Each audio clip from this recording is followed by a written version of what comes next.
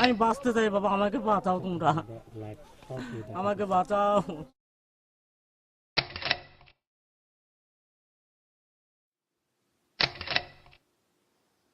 1990 সাল থেকে 2014 সাল পর্যন্ত মাত্র 2119 জন শ্রমিক গার্মেন্টস দুর্ঘটনায় প্রাণ হারিয়েছেন। যেহেতু আমাদের দেশের প্রায় 32% মানুষ দারিদ্র্যসীমার নিচে বাস করে, তাই আমার মনে হয় না আমাদের শ্রমিকের কোনো অভাব হবে। আমরা শহরের সমস্ত ফাটল ধরা বিল্ডিং এর জন্য আরো শ্রমিক সাপ্লাই দিতে পারবো। আফ্রিকা থেকে যখন দাসদের জাহাজে করে নিয়ে যাওয়া হতো, তখন প্রচুর দাস মরে পড়ে থাকতো। কই, তাদের জন্য কি কেউ মাইন্ড করেছে? হ্যাঁ, ওই লোকসানের জন্য যা একটু মাইন্ড করতো। আর আপনারা 2-1 শ্রমিক মারা গেলে মাইন্ড করে বসেন। না, মানছি অনেক বড় একটা দুর্ঘটনা ঘটেছে, অনেক লোক তাদের স্বজনদের হারিয়েছেন, কিন্তু একটা জিনিস ভুলে গেলে চলবে না। আমরা সারা পৃথিবীতে অনেক লোক একসাথে মারা যাওয়ার জন্য বিখ্যাত। আমরা এই সুনাম ধরে রেখেছি, রাখছি এবং রাখবো। আর দেখেন এরা কিরকম, এরা মরে, ভাঙচুর করে, আবার মারও খায়।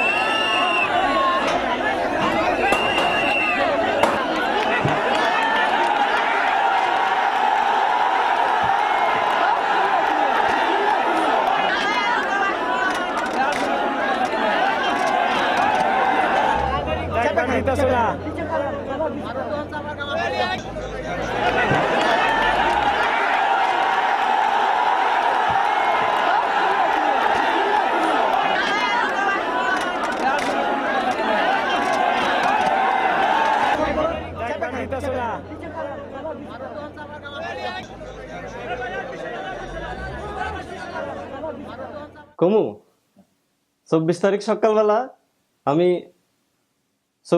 সকালবেলা আমি ওই মুরা দিয়ে আইতেছিলাম, তখন দেখছি বিল্ডিং ভাঙ্গা পড়ে রয়েছে। ঢুকছি, ওই আমনেই ফুটামুটা দিয়ে ঢুকছি।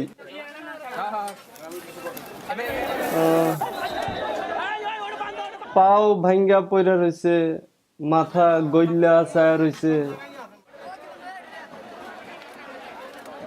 শাবল নাই, ভাঙা পিলার সরমুজে শাবল নাই।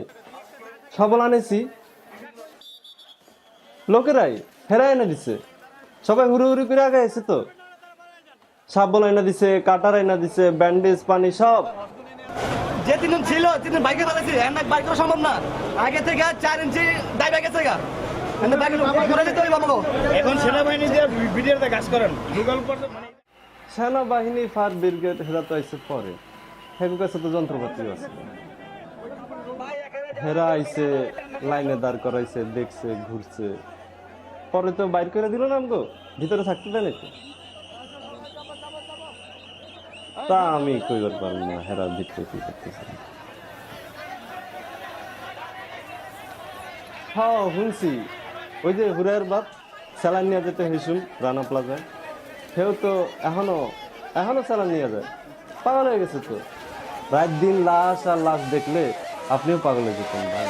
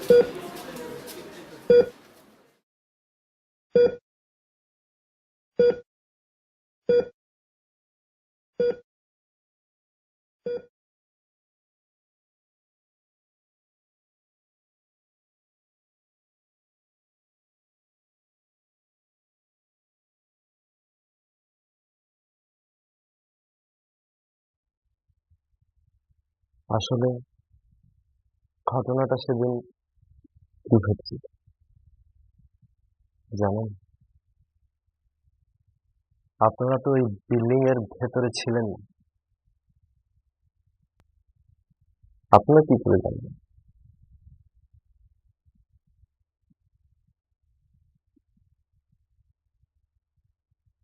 আসেন আমরা পাখি বেগমের কাছ থেকে 5 মিনিট 39 সেকেন্ড চোখ বন্ধ করে শুনি ঘটনাটা কি হচ্ছে।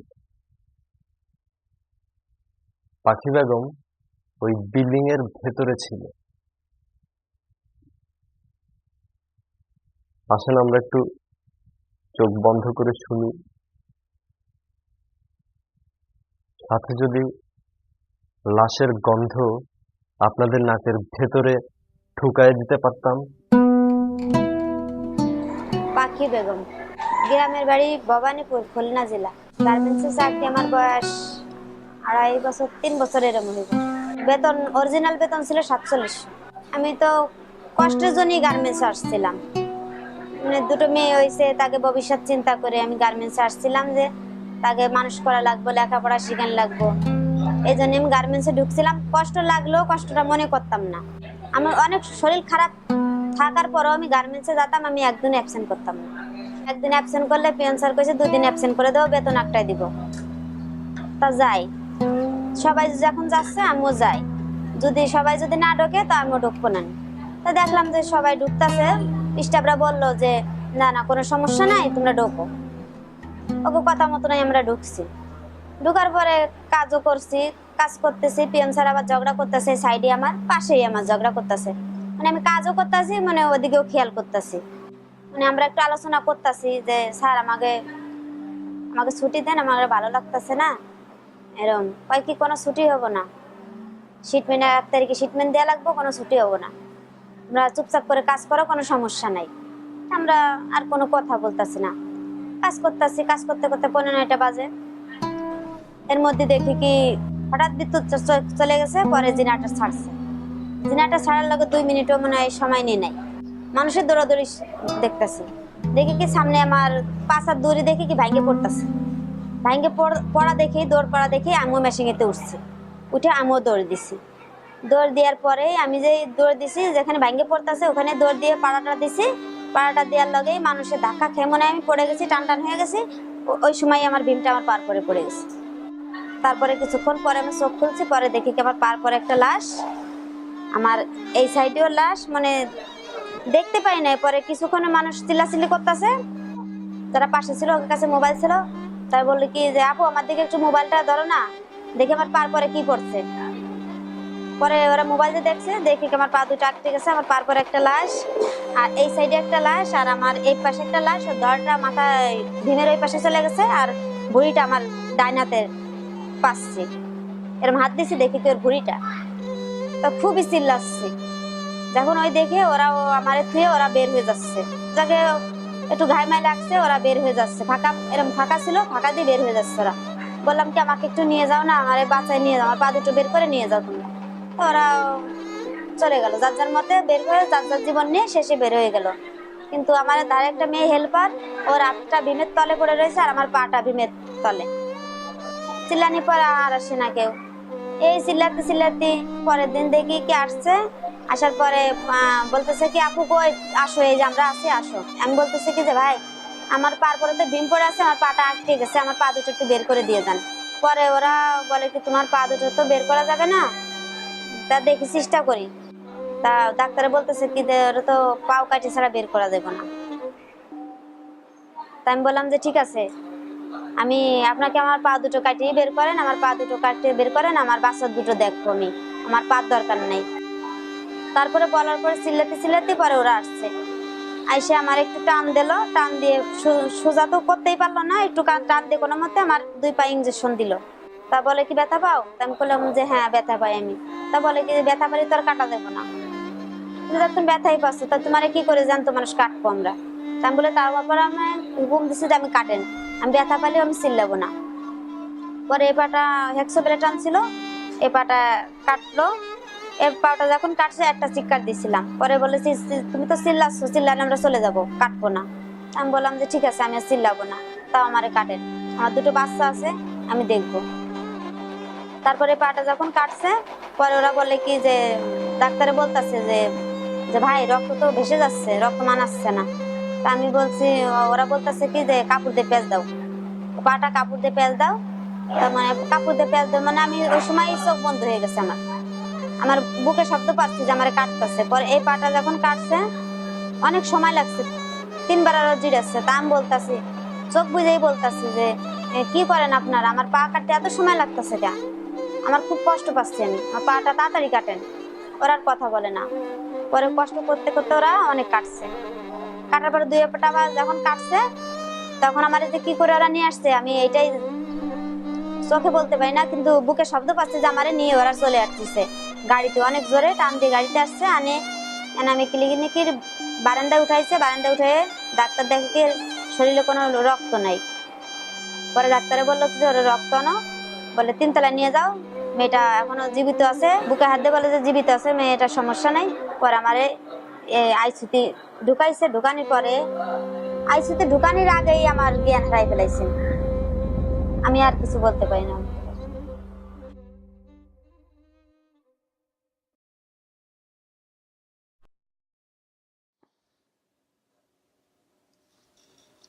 সুপ্রিয় দর্শক মণ্ডলী, আপনারা এতক্ষণ দেখছিলেন, যা দেখছেন। আমরা এখন আমাদের দেশের শ্রমিকের কি অবস্থা সেটা বোঝার জন্য 2013 সালের 24শে এপ্রিল রানা প্লাজা ধসের ঘটনাটির একটি বিশ্লেষণধর্মী আলোচনা থেকে বোঝার চেষ্টা করব কি ঘটছে, কেন ঘটছে। আমরা সবাই জানি ঘটনার আগের দিন ভবনের 3টি পিলারে ফাটল দেখা দিয়েছিল। ওই দিন পুলিশের উপস্থিতিতে ভবনটি খালি করা হয়। পরদিন ইউএনও এসে ভবনের নিরাপত্তার ব্যাপারে নিশ্চয়তা দেন।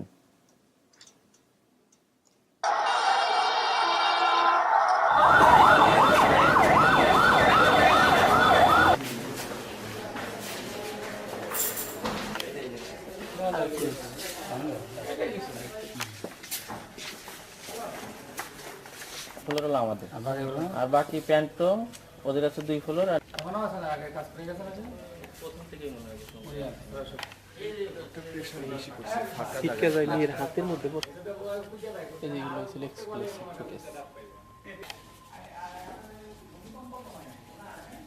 আর এই ফাটলের অবস্থাটা না, ফাটলের অবস্থা অস্বাভাবিক কিছু না, একটা মানে দেয়ালের সামান্য একটু জিনিস দেখা যায় যে ওয়ালের পাশে প্লাস্টার ধসে গেছে, আর একটা মানে পিলারে কিছুটা ফাটল দেখা গেছে। এছাড়া অন্যত্র আসলে ফাটলের কোনো দেখা যায় নাই এবং বিশাল কোনো আশঙ্কার সম্ভাবনা নেই।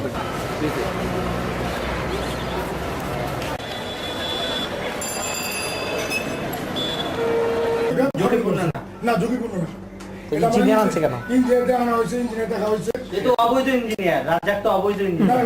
আমার এলাকা উনি তো ইঞ্জিনিয়ার না, তখন সাইড ইঞ্জিনিয়ার। অবৈধ ইঞ্জিনিয়ার দিয়ে কি করলেন? সাইড ইঞ্জিনিয়ার বানাইছেন। ডাস্ট পুরা দেখছে, জিনিসটা কি আমার দেখাইছে। ও কি বলছে? ওই বলছে যে হ্যাঁ ওটা ফাটল না, প্লাস্টার আছে একটু প্লাস্টার আছে, বালি সিমেন্টে প্লাস্টার করছে, ওই পিলারের ওখান থেকে প্লাস্টার খুলে গেছে, জাস্ট চুল পরিমাণ এতটুকু। এইটাকে তারা যেমন মানুষ তার দিয়ে বললেন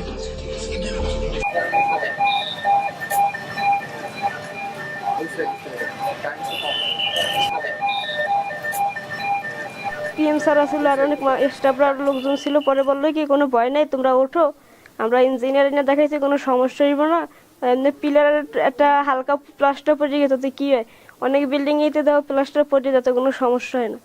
পরে মনে করেন আমরা ভয়ে ভয়ে উঠছি, কারণ না উঠলে তো আমাদের বেতন আটকেই দিব, বেতন দিব না, আমরা ঘর ভাড়া দিতে পারবো না, পরে আমাদের সংসার চলবো না যদি বেতন আটকেই দেয়, কারণ আমাদের গার্মেন্টসের টাকায় দিয়ে আমাদের সংসার চলতো। যার পরে গেটে যায় দাঁড়াইছি, দাঁড়ানোর পরে মানে উপরে উঠতেছে না, জোর করে উঠাইছে, বেতন দিব না, বেতন আটকামো এরকম বলছে, যে সারা মাস ডিউটি করছে, এখন যদি বেতন আটকা দেয় তাহলে তার চলবো না। পিএম এর সাথে অনেক তক্কাতক্কি করার পরে বলছে কি তুমি কেমনে যাও, আমি দেখবো, আমি আমার স্যালারি লাগবো না, তা আমি যাবো গা। পরে কয় কি না তুমি যাইতে পারবো না, আমার হুকুম ছাড়া তোমার কেরা বাইরেতে আমি তাই দেখি। রানা প্লাজায় শুধু 4টি গার্মেন্টসই ছিল না, ছিল ব্যাংক, ছিল মার্কেট। ভবনটি ঝুঁকিপূর্ণ হওয়ার পর ব্যাংক এবং মার্কেট যথারীতি বন্ধ ঘোষণা করা হলেও রেহাই পায়নি গার্মেন্টস শ্রমিকরা। যাই হোক, ভবনটি ধসে পড়ল, ভিতরে আহত, নিহত, জীবিত শ্রমিক। এবার উদ্ধার করবার পালা। উদ্ধার কাজে স্বতঃস্ফূর্তভাবে এগিয়ে এলেন সেনাবাহিনী? না। Fire brigade? না। সাধারণ জনতা, যারা হামিম, তাজরিন এবং স্পেকট্রামেও শ্রমিকদের বাঁচাতে ছুটে এসেছিলেন।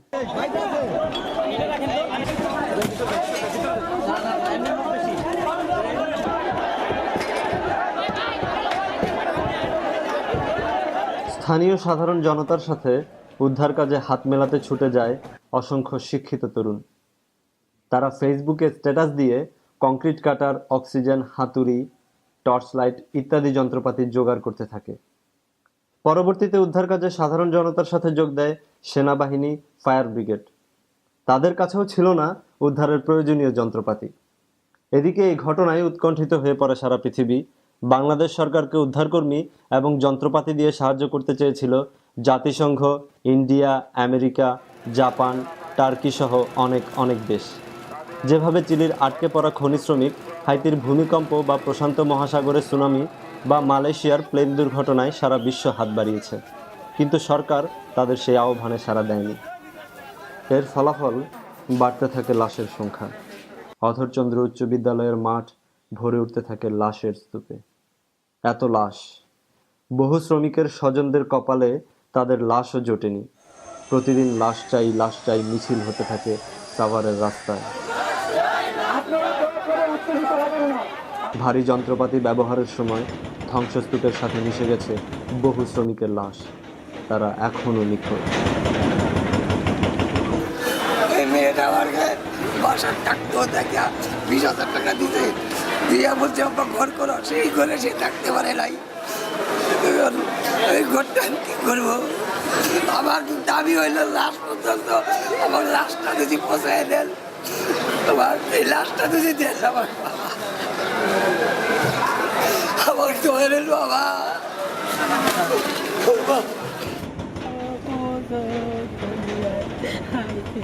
আল্লাহ জায়গা দিলেন সেকে আমি নিয়ে যাবো দেশে,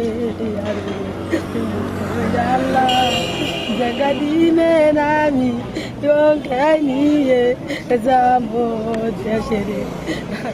উদ্ধার কাজ শেষে শ্রমিকদের ক্ষতিপূরণের দাবি উঠতে থাকে। গঠিত হয় একাধিক তহবিল। রানা প্লাজায় ক্ষতিগ্রস্তদের সহায়তায় প্রধানমন্ত্রী ত্রাণ তহবিলে জমা পড়েছে ১২৭,৬৭,33,৩৪৯ টাকা। বিভিন্ন প্রতিষ্ঠান ও ব্যক্তি এই অর্থ দেয়। দুর্ঘটনায় ক্ষতিগ্রস্তদের জন্য প্রধানমন্ত্রীর ত্রাণ তহবিল থেকে এ পর্যন্ত মাত্র 22,13,55,720 টাকা ব্যয় করা হয়েছে। রানা প্লাজা ধসের পর ক্ষতিগ্রস্ত ব্যক্তিদের পুনর্বাসনে আন্তর্জাতিক তহবিলে বৈশ্বিক ব্র্যান্ড ও খুচরা বিক্রেতাদের প্রতিশ্রুত অর্থের পরিমাণ ছিল $4 কোটি। 1 বছর পেরোনোর পর ক্ষতিগ্রস্ত ট্রাস্ট ফান্ডের মাত্র 3 ভাগের 1 ভাগ অর্থাৎ $1.5 কোটি জোগাড় হয়েছে। বিজিএমইএ রানা প্লাজা ধসের পর একটি সহায়তা তহবিল গঠন করে। প্রতিটি সদস্যকে ন্যূনতম 25,000 টাকা করে তহবিলে জমা দেওয়ার নির্দেশ দেওয়া হয়। 5,400 সদস্যের মধ্যে মাত্র 1,842 সদস্য 14.5 কোটি টাকা জমা দেয়। এর মধ্যে বিকেএমইএ জমা দেয় 1 কোটি টাকা। শ্রমিক কিভাবে মরবে? অনিশ্চিত। মরার পর লাশের কি হবে? অনিশ্চিত। ক্ষতিগ্রস্ত শ্রমিকের ক্ষতিপূরণ? তাও অনিশ্চিত। এখনো অসংখ্য শ্রমিক আছে যারা ক্ষতি পেয়েছে বটে, ক্ষতিপূরণ কপালে জোটেনি।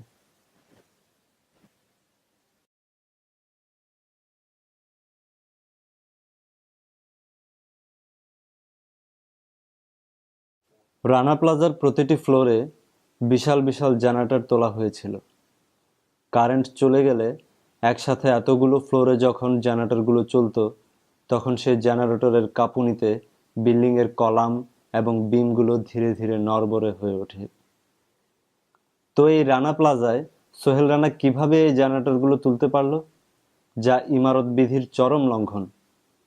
আমরা জানি সোহেল রানার কাছের ব্যক্তি হচ্ছেন মুরাদ জং, যে ক্ষমতাসীন দলের একজন এমপি, এবং এই এমপির কাছে থাকার ক্ষমতার বদলেই সোহেল রানার বিল্ডিংয়ের ফ্লোরে ফ্লোরে জেনারেটর ওঠার পরেও কেউ তাকে বাধা দেয়নি, বরং ইউএনও নিজে ছুটে গিয়ে সবাইকে আশ্বস্ত করে এসেছে।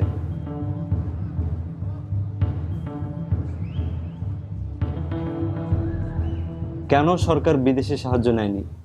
হয়তো সরকারের টেনশন ছিল, যদি বহির্বিশ্বের লোকেরা এই উদ্ধার কাজে হেল্প করে তবে তারা ভিডিও করবে এবং বিদেশি মিডিয়ার সাথে কথা বলবে, যা বাংলাদেশের গার্মেন্টসের ইমেজের জন্য ক্ষতিকর হবে।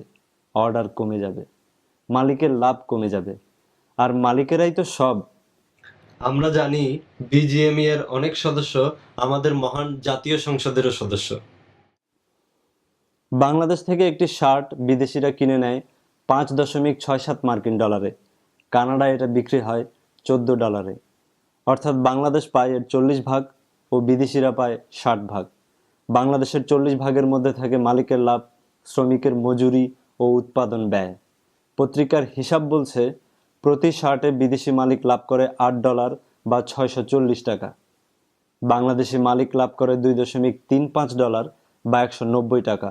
শ্রমিক একটি শার্টে পায় 12 সেন্ট বা মাত্র 10 টাকা। বাংলাদেশ সরকারের দেয়া তথ্য অনুযায়ী জুলাই 2013 থেকে ফেব্রুয়ারি 2014 পর্যন্ত পোশাক রপ্তানি করে বাংলাদেশের গার্মেন্টস মালিকরা আয় করেছে 1,29,120 কোটি টাকা।